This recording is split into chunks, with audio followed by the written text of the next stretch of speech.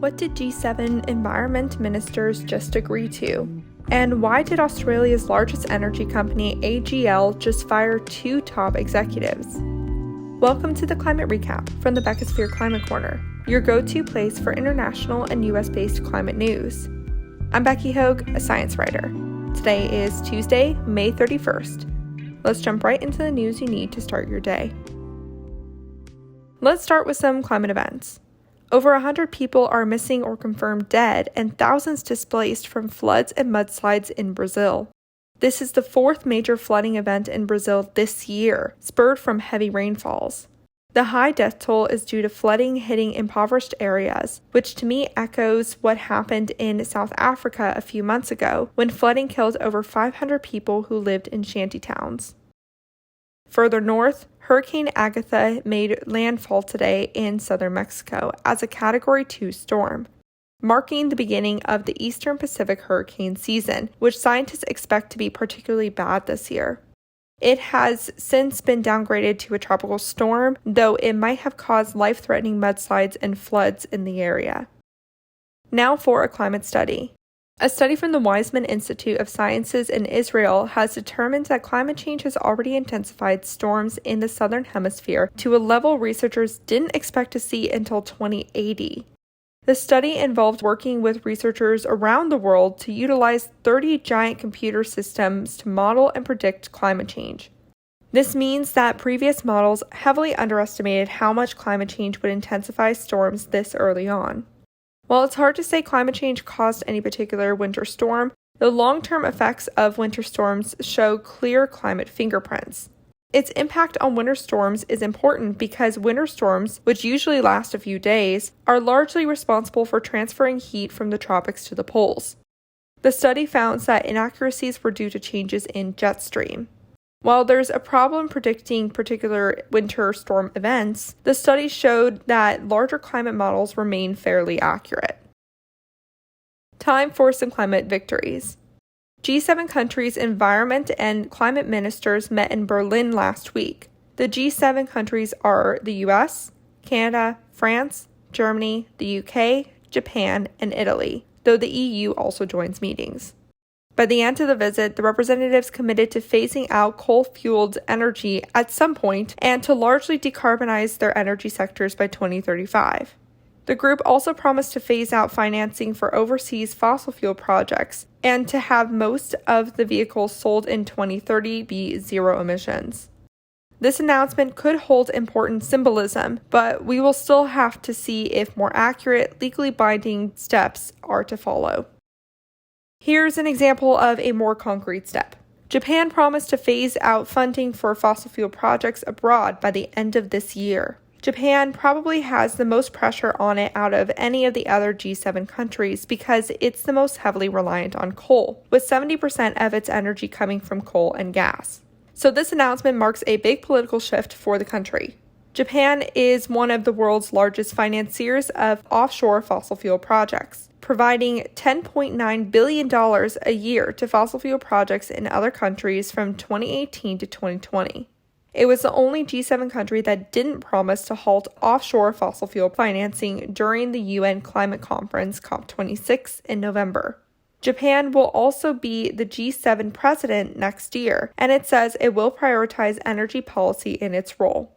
It aims to have 59% of its energy come from clean energy, including nuclear, by 2030.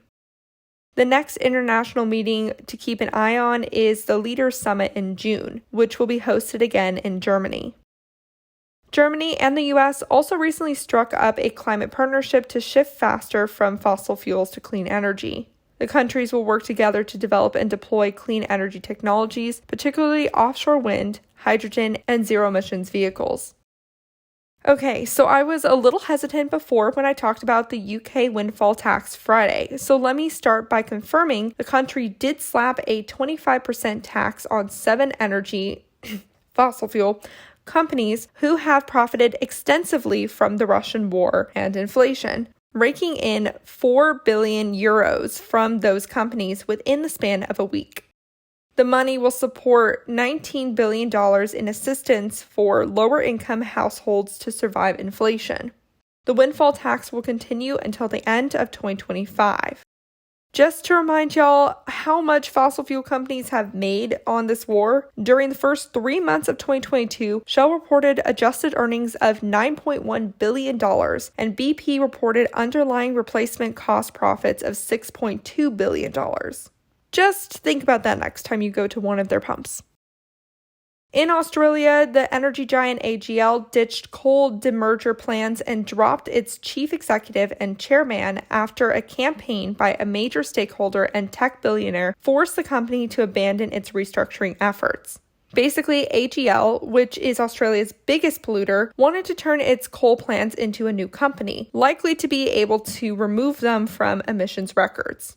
Selling or switching polluting assets to other parties is a common practice being used by fossil fuel companies right now. I covered that on May 11th if you want to check out that episode. Mark Cannon-Brookes, co-founder of Atlanticin Corp., saw right through AGL's efforts and blocked their demerger, which forces AGL to tackle its coal use in order to decarbonize. AGL accounts for 8% of Australia's emissions. Cannon-Brookes believes AGL will now drop its coal-fired generation 10 years earlier than the 2045 timeline. Over to the other side of the world, one of the world's largest onshore wind projects has just begun in the U.S. state of New Mexico. The project is being overseen by Pattern Energy, which recently created another large New Mexico wind project called Western Spirit to supply electricity to California. The project, called SunSea, is expected to be completed in early 2026. Honestly, after stoking all of those fires, which are still ongoing by the way, the least New Mexico wind can do is give us some energy. Now for a climate fail. The world's largest tropical wetland, the Pantanal, is being threatened by a new Brazilian waterway project. For decades, the wetland has been harmed by agriculture development, fires, and drought. And now the Brazilian government wants to make it the main shipping channel for the soybean industry. The Pantanal is 37 million acres, which is about 10 times the size of Florida's Everglades, and it flows across Bolivia, Paraguay, and Brazil. Wetlands are very important ecosystems for storing carbon in the ground and protecting coastlines from storm surges. This waterway plan would entail intensive dredging and flow rerouting projects, which would be hugely detrimental to the environment. These projects would also open the doors for further development in the wetland, according to experts. And this is why I said I don't trust Brazil's current president, Bolsonaro. He might have reversed his policies on illegal environmental activity, but his government does enough of it legally as it is. If you don't know what I'm talking about, check out Friday's episode. I want to end today's episode on a developing story out of Colombia. The presidential election there is between two extremes: a leftist former guerrilla who wants to end new oil projects and exploration, and a populist real estate mogul whose political goals remain sort of elusive, but appears to be pro-fossil fuels. The election was previously held last Sunday, but because no candidate secured over 50% of the votes, Gustavo Petro and Rodolfo Hernandez will head off in a runoff election on June 19th. Petro was previously in the lead, he's the leftist, but supporters of the right-wing candidate that did not make it to the runoffs might add more votes to Hernandez. So I'll keep you posted on how this ends.